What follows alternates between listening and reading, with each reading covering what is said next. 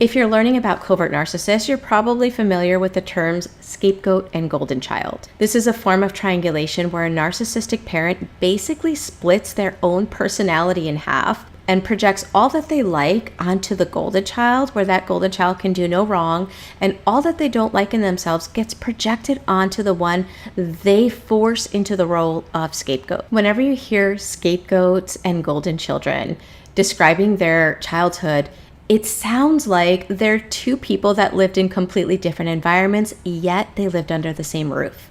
For example, how amazing and great the parent is through the eyes of the golden child sounds foreign to the scapegoat, and the abuse, neglect, criticism that the scapegoat endured sounds foreign and as if it's made up and a lie to the golden child. So there's a few reasons why they do this, why they triangulate with their children. One of the reasons is they get to control the narrative about what's going on, but also they get validation from the golden child that they're not the problem, that it's the scapegoat that's causing all of the problems. It also allows them to get a tremendous amount of attention in a very maladaptive way. That dynamic of golden child and scapegoat can also be created between spouses. And what I mean by that is this is another dynamic that you might see triangulation in a family unit, where the narcissistic parent makes the children, whether there's 1, 3, 5, or 10, all golden children, and their spouse becomes the scapegoat. Now, I had a client once tell me that she grew up in that dynamic from a very young age. The narcissistic parent, who at that time she didn't realize was the one causing all of the problems, was blaming the other parent. All of the children bought into that reality and that story. They had a very estranged relationship even as she was growing up with both parents under the same roof. But after they divorced, she never really had a relationship with her mother until 2 years before her mother passed away. She was an adult and her mother was dying of cancer. And she said she got to know who her mother really was, and she could not believe that she had fallen for all of the lies that had taken place as she was growing up. And so I bring up that dynamic because I've also worked with a lot of spouses in that situation where their children and the whole family was turned against them. There was no scapegoated child. And so it's confusing until they realize that they were placed on that trauma triangle as the persecutor, as the one that was the problem, as the one that carried all of the blame, and they themselves were the scapegoat. And so I just kind of want to bring up why narcissists do this in their family, because it can kind of make sense, not that you like it in a work environment, but it can make sense that somebody's trying to one up, somebody's trying to get ahead in an unhealthy way, right? But why do this in the family? Well, the reason is twofold. One being that they're trying to hide the real problem, that the covert narcissist has unhealthy behavior patterns. They're selfish, they're entitled, they disrespect boundaries, they have a lack of empathy, they're not willing to self-reflect, they're not willing to take accountability. And so that's there and it's causing problems. Well, what do you do when you're causing problems that you don't want to work on, but yet you're not willing to work on yourself to bring about changes?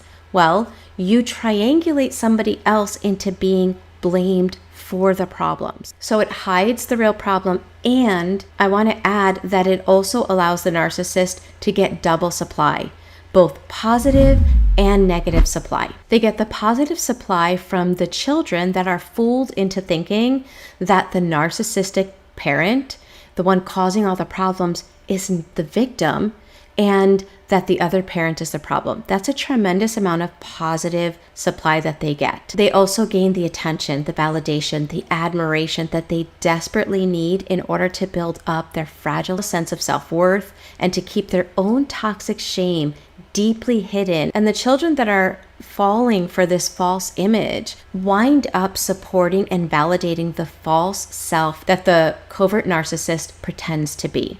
Now that's a tremendous amount of positive supply. Now the spouse that's being manipulated, gaslit, set up to be reactive, rejected, treated as the blame, for every single thing that goes wrong winds up providing negative narcissistic supply because the narcissist is intentionally provoking their significant other into emotional reactions that include fear, anger, resentment, helplessness, shame, doubt, insecurity. And the reason why narcissists opt for this route isn't just about attention, it's about control.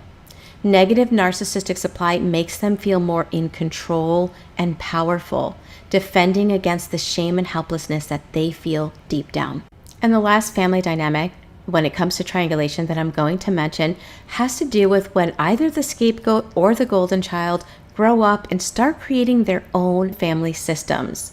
The narcissistic parent can triangulate either the scapegoat's significant other or the golden child's significant other. They just do it differently. For example, with the golden child's spouse or significant other, the narcissist will often make the spouse the scapegoat and have that alliance with the golden child. And so how they triangulate is they will strategically misbehave, be unkind, rude, unloving behind the golden child's back. So the golden child is never a witness to this bad behavior of their narcissistic parent because they will seemingly flip into this nice person when the golden child is around. Now, this makes their spouse look crazy, paranoid, or oversensitive. And the goal of the narcissist, again, is to form that alliance with their child versus the scapegoated spouse of their child. In this way, they get the positive supply from their golden child and negative supply from their golden child's spouse. They triangulate completely opposite with their scapegoated child. The scapegoat's significant other, and I know this is like, I'm already getting a headache, but the scapegoat's significant other winds up being treated really well all the time. And so what happens is the scapegoated child stays the scapegoat. Their significant other sees a whole different version of their parent to the point that the significant other starts looking at their spouse, right? The scapegoated child, like, what's wrong with you? Like, your parent's amazing. There must be something wrong with you. You're too sensitive. And so now inadvertently, the narcissistic parent has triangulated and formed an alliance with their scapegoat's significant other, further isolating and invalidating their already abused child. They're once again creating both positive and negative supply through the relationship of the child and their spouse. This honestly has my head spinning right now, and I have not even finished my list. I have not gotten to the last dynamics that I wanted to mention, which is when you enter a friend group and there's a malignant covert narcissist that winds up making you the scapegoat. Now, I think for the sake of time, I'm gonna have a part B to this video. So I will put in what happens when you go into a friend group and there's a malignant narcissist, how they use triangulation, and then I will give you some tips on how you can break free of this manipulation tactic. And again, if you've been watching videos like this and you've been learning tips and yet still feel like you just can't break free from the suffering of narcissistic abuse, I want to invite you to my live Zoom meetings that I have every week. I meet with people from all over the world that are healing from childhood trauma, from CPTSD, from narcissistic abuse. We meet live on Zoom every week. There is currently a 7-day free trial. So if you resonate with my videos and you want to join me live, I'll leave the link here for you. And don't forget to subscribe and hit the bell icon for when you're notified of my next video, which will be a continuation of this one.